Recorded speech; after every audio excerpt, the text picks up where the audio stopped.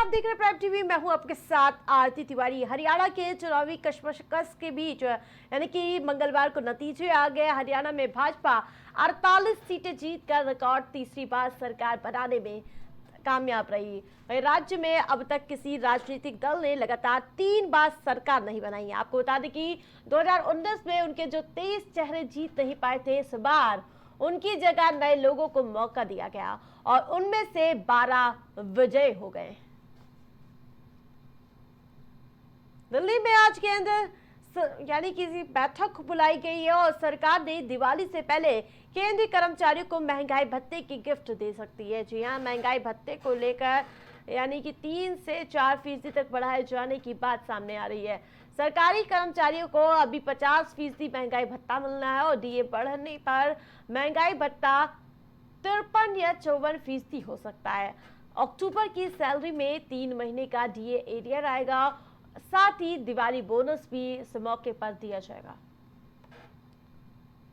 जम्मू कश्मीर के अनंतनाग जिले में आतंकवादियों ने भारतीय सेना के जवानों का अपहरण कर लिया है।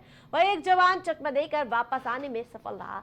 आपको बता दें कि 2020 में आतंकियों ने कश्मीर में टेरिटोरियल आर्मी के जवान शाकिर मंजूर वागे का अपहरण कर लिया था और इस घटना के 5 दिन बाद परिवार को घर के पास शाकिर के कपड़े मिले थे। फिलहाल सेना और जम्मू कश्मीर पुलिस जवान की तलाश में सर्च ऑपरेशन लगातार चलाती हुई नजर आ रही है।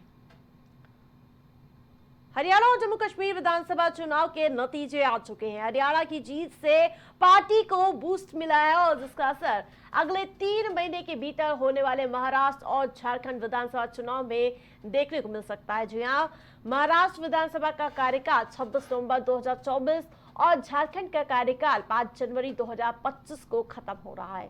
वही चुनाव आयोग दशहरे के बाद महाराष्ट्र और झारखंड विधानसभा चुनाव की तारीखों का ऐलान कर सकता है।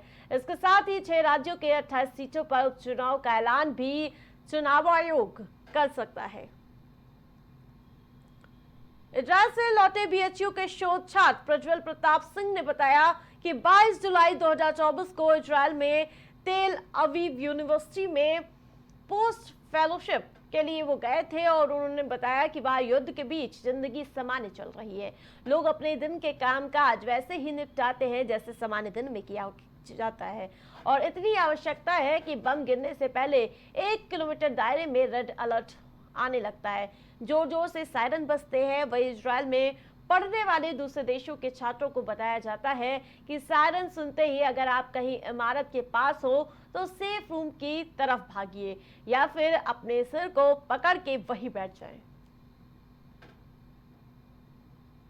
कोलकाता रेप मर्डर केस के खिलाफ फेमा की आज देश भर में भूख हड़ताल रहेगी। जी हां, एसोसिएशन का कहना है कि जब तक ट्रेनी डॉक्टर को न्याय नहीं मिल जाता तब तक वे प्रदर्शन करते रहेंगे। मंगलवार को आरजीकर मेडिकल कॉलेज में 50 सीनियर डॉक्टर ने आमरण अनशन कर रहे जूनियर डॉक्टर के समर्थन में रिजाइन कर दिया और एक सीनियर मेंबर ने कहा कि हम उनके साथ मजबूती के साथ खड़े हैं और ये संदेश देने के लिए हमने इस्तीफे दिए हैं। दरअसल कोलकाता में जूनियर डॉक्टर 5 अक्टूबर की शाम से आमरण अनशन पर बैठे हुए हैं। वे हेल्थ सेक्रेटरी एनएस निगम को हटाने समेत 9 मांगों पर अड़े हुए हैं। वहीं दूसरी तरफ ममता सरकार ने डॉक्टरों से अनशन खत्म करने की भी अपील की है। हिमालय से नारायणी नदी निकली है और नेपाल के रास्ते ये यूपी के कुशीनगर और महाराजगंज से होते हुए बिहार पहुंचती है। सोनपुर में गंगा नदी में मिल जाती है और बरसात के मौसम में जब ये नदी उफान पर होती है तब आसपास के लोगों के लिए बड़ी मुसीबत बन जाती है। महाराजगंज और कुशीनगर जिले के 7 गांव हर साल 4 महीनों तक इस नदी के दंश को झेलते आए हैं। नेपाल के वाल्मीकि नगर बैराज से करीब 6 लाख क्यूसेक पानी छोड़ दिया गया है और जिसकी वजह से देखते ही सारे के सारे गांव डूब गए हैं। घर में रखा अनाज बर्बाद हो गया है, झोपड़ियां टूट गई हैं। जैसे तैसे लोग अपने पक्के मकानों की छत पर पहुंचकर आने जाने को मजबूर हैं।